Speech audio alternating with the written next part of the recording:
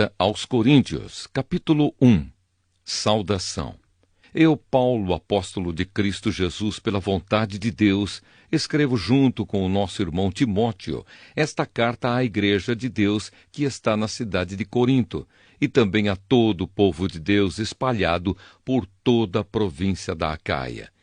Que a graça e a paz de Deus, o nosso Pai, e do Senhor Jesus Cristo estejam com vocês. A ajuda de Deus nos sofrimentos. Louvado seja o Deus e Pai do nosso Senhor Jesus Cristo, o Pai bondoso, o Deus de quem todos recebem ajuda. Ele nos auxilia em todas as nossas aflições para podermos ajudar os que têm as mesmas aflições que nós temos. E nós damos aos outros a mesma ajuda que recebemos de Deus. Porque assim como tomamos parte nos muitos sofrimentos de Cristo, assim também, por meio dele, participamos da sua grande ajuda. Se sofremos, é para que vocês recebam ajuda e salvação. Se somos ajudados, então vocês também são e recebem forças para suportar com paciência os mesmos sofrimentos que nós suportamos. Desse modo, a esperança que temos em vocês está firme, pois sabemos que, assim como vocês tomam parte nos nossos sofrimentos, assim também recebem a ajuda que Deus dá. Irmãos, queremos que saibam das aflições pelas quais passamos na província da Ásia. Os sofrimentos que suportamos foram tão grandes e tão duros que já não tínhamos mais esperança de escapar de lá com vida. Nós nos sentíamos como condenados à morte, mas isso aconteceu para que aprendêssemos a confiar não em nós mesmos, e sim em Deus, que ressuscita os mortos. Ele nos salvou e continuará a nos salvar desses terríveis perigos de morte. Sim, nós temos posto nele a nossa esperança, na certeza de que ele continuará a nos salvar, enquanto vocês nos ajudam orando por nós. Assim Deus responderá às muitas orações feitas em nosso favor e nos abençoará, e muitos lhe agradecerão as bênçãos que ele nos dará. Paulo muda os seus planos. É disto que temos orgulho. A nossa consciência nos afirma que a nossa maneira de viver no mundo, e especialmente em relação a vocês, tem sido dirigida pela fraqueza e sinceridade que Deus nos dá, e também pelo poder da sua graça, e não pela sabedoria humana. Pois escrevemos a vocês somente o que vocês podem ler e entender. Agora vocês nos entendem só em parte, mas espero que cheguem a nos compreender completamente para que no dia do nosso Senhor Jesus vocês tenham orgulho de nós, como nós temos de vocês. Eu estava tão certo de tudo isso que no início fiz planos para ir visitar vocês, a fim de que vocês pudessem ser abençoados mais uma vez. De fato, eu estava pensando em visitá-los na minha ida para a província da Macedônia e também na volta, a fim de conseguir ajuda para a minha viagem à Judéia. Será que fui irresponsável quando resolvi fazer isso? Será que, ao fazer os meus planos, penso somente nos meus próprios interesses e por isso digo sim, sim e não, não ao mesmo tempo? Em nome de Deus, que é verdadeiro, o que prometi a vocês não foi um sim e um não ao mesmo tempo, pois Jesus Cristo, o Filho de Deus, que foi anunciado entre vocês por Silas, por Timóteo e por mim mesmo, não é sim e não ao mesmo tempo. Pelo contrário, ele é o sim de Deus, porque é o sim de todas as promessas de Deus.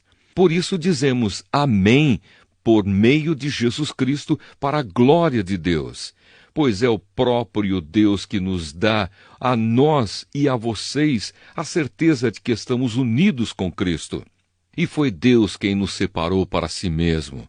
Como dono, ele pôs a sua marca em nós e colocou no nosso coração o Espírito Santo, que é a garantia das coisas que ele guarda para nós. Eu chamo Deus como minha testemunha. Ele conhece o meu coração. A fim de evitar aborrecimentos para vocês, resolvi não ir até Corinto. Não estamos querendo mandar na sua fé, pois vocês estão firmes na fé. Pelo contrário, queremos trabalhar com vocês para que vocês sejam mais felizes ainda.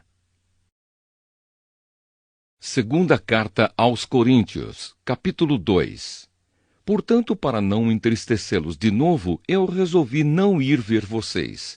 Pois se eu entristeço vocês, então quem vai me alegrar? Somente vocês a quem tenho entristecido. Foi por isso que escrevi aquela carta. O motivo foi que eu não queria ir e ser entristecido pelas próprias pessoas que deveriam me alegrar. Pois eu tenho a certeza de que, quando estou feliz, vocês todos também estão. Eu escrevi aquela carta muito preocupado e triste e derramando muitas lágrimas. Porém, não escrevi para fazer com que vocês ficassem tristes, mas para que soubessem do grande amor que tenho por todos vocês. O perdão para o arrependido. Mas se alguém fez com que alguma pessoa ficasse triste, não fez isso a mim, mas sim a vocês, ou pelo menos a alguns de vocês. Escrevo assim para não ser muito duro com esse homem. Basta o castigo que a maioria já deu a ele. Agora vocês devem perdoá-lo e animá-lo para que ele não fique tão triste que acabe caindo no desespero. Por isso peço que façam com que ele tenha a certeza de que vocês o amam. E foi por isso também que escrevi aquela carta. Eu queria pôr vocês à prova e saber se estão sempre prontos a obedecer aos meus ensinos. Quando vocês perdoam alguém, eu também perdoo. Porque quando eu perdoo, se é que de fato tenho alguma coisa a perdoar, faço isso por causa de vocês, na presença de Cristo, a fim de que Satanás não se aproveite de nós, pois conhecemos bem os planos dele. A preocupação de Paulo em Troade.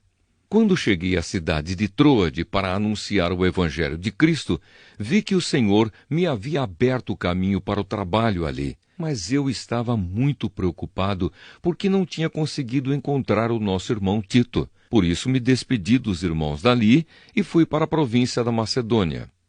Vitória por meio de Cristo.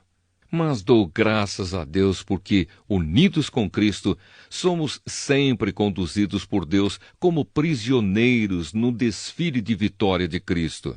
Como um perfume que se espalha por todos os lugares, somos usados por Deus para que Cristo seja conhecido por todas as pessoas. Porque somos como o cheiro suave do sacrifício que Cristo oferece a Deus, cheiro que se espalha entre os que estão sendo salvos e os que estão se perdendo. Para os que estão se perdendo, é um mau cheiro que mata, mas para os que estão sendo salvos, é um perfume muito agradável que dá vida.